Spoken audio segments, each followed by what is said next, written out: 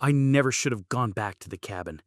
It was my grandfather's, buried deep in a hollow that doesn't show up on GPS, one of those places people forget. No power lines, no cell reception, just trees, rotting wood, and silence so thick it feels wet in your lungs. I hadn't been there since I was 9, since my older brother, Caleb, vanished from that same cabin one November night. He was 12, and the last thing I ever heard him say was, "Do you hear that knocking?" They called it a tragic accident. Search dogs, helicopters, nothing. He was gone, just erased. My family cracked after that. Mom drank herself into silence. Dad walked out. I was shipped off to an aunt who didn't believe in bedtime stories. But I remembered that knock. And now, 20 years later, I was back. The cabin was exactly as I remembered it. Like time had rotted around it, but never through it. Same warped steps, same door with the 3 clawed gouges just under the handle. The locals still whispered about the place, said it was bad land, said something about the knockers. That's what they called them, old mountain legends. No eyes, no faces, just pale things that lived in the trees. They'd knock 3 times, 1 knock for each night.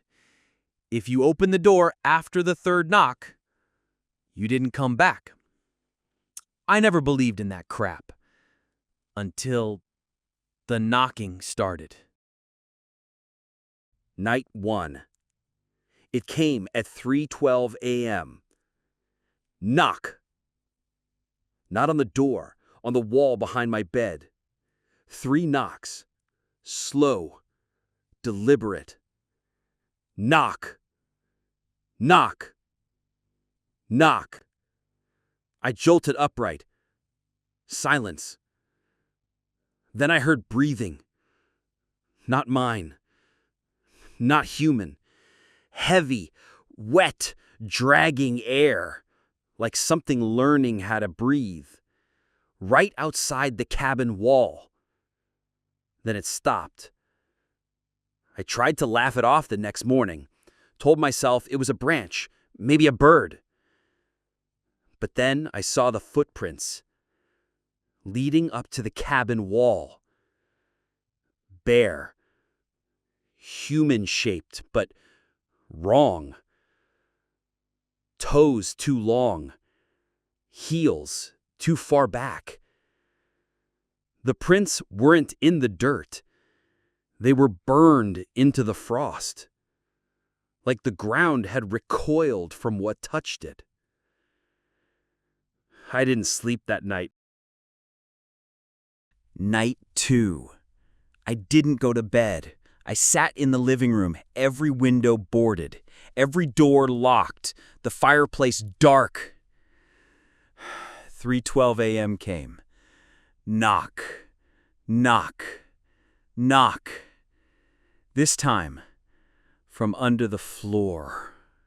I dropped the mug I was holding. It shattered. I didn't care. I was listening. The knock came again, but it moved, crawling from one end of the house to the other, under me. I felt it through the floorboards, heard the wood straining, something big beneath the house. Then came the voice, high-pitched, wrong cadence, like a child trying to mimic human speech. "You opened it once." My blood ran cold. No one had ever said that to me, not since Caleb disappeared. He'd said that exact phrase to me when we were kids, right before he vanished. "You opened it once. It remembers." The voice scratched at the back of my skull like static. I don't remember grabbing the shotgun, but I remember standing there, shaking, heart thudding, as the voice hissed out one final sentence. "Tomorrow we come through." I should have left, should have run screaming into the woods, barefoot, shirtless, anything, but the roads were washed out. My truck battery melted, literally melted. The entire hood reeked like ozone and decay. So I waited. Night 3. I barricaded everything, dragged furniture in front of the doors, nailed the windows shut, covered every mirror, burned sage I found in an old drawer. Didn't matter. Nothing was going to stop what was coming. At 3:12 a.m., the silence was deafening. No crickets, no wind. The trees had stopped moving. And then, knock, knock, knock. The sound came from everywhere. Walls, ceiling, floor, inside the walls, beneath the bed, behind the furniture. The knocks weren't just knocks anymore. They were rhythmic, like chanting in a language I couldn't understand. Then the lights flickered, and the knocking stopped. Silence. Until the doorknob began to turn, slowly, deliberately. I didn't move. I held my breath. The voice came again, this time inches from my ear. We asked 3 times. The front door exploded inward, even with the furniture. Splinters flew. The boards didn't break. They withered, like something drained the life out of them. I raised the shotgun and fired. Once, twice. There was no one there. Only shadows, flickering, writhing things that shouldn't move on their own. They slid across the walls, whispering in dead voices, twisting into faces I recognized. Caleb's face, my face, Mom. All of them smiling, eyes hollow, mouths stretched.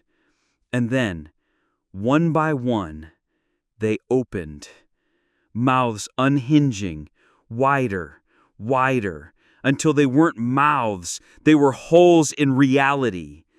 And from those mouths came hands, long, thin, glistening with black ichor, fingers with too many joints. They reached through the walls, the floor, the air itself. They didn't grab me, they pointed, behind me. I turned and saw the bedroom door open slowly, revealing something standing inside. Not a man, not a beast, something wearing the shape of both. No eyes, just skin stretched too tight over a skull that grinned. It held a piece of paper in its mouth. I stepped forward. It fell to the floor. It was a drawing. Crayon. Faded.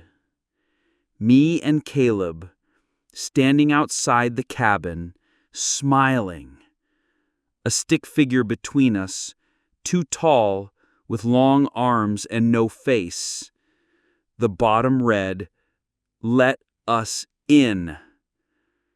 And then I remembered. The day Caleb disappeared, we played near the old root cellar. He dared me to open the hatch, said he heard someone inside. I opened it. We never saw Caleb again. But something came out, and now it remembered. I don't remember how I got out. I woke up 3 days later in a ranger station, curled in a corner, bleeding from my ears. They said I was found 13 miles from the cabin, barefoot, muttering, hands covered in soot and splinters. No one found the cabin. It's gone. Gone. Like it was never there. But last night, at 3:12 a.m., I heard it again. Knock. Knock. Knock. And my phone lit up with a notification. An audio file. No sender. Just titled, "You Let Us In." I haven't pressed play. Not yet. But the knocking hasn't stopped.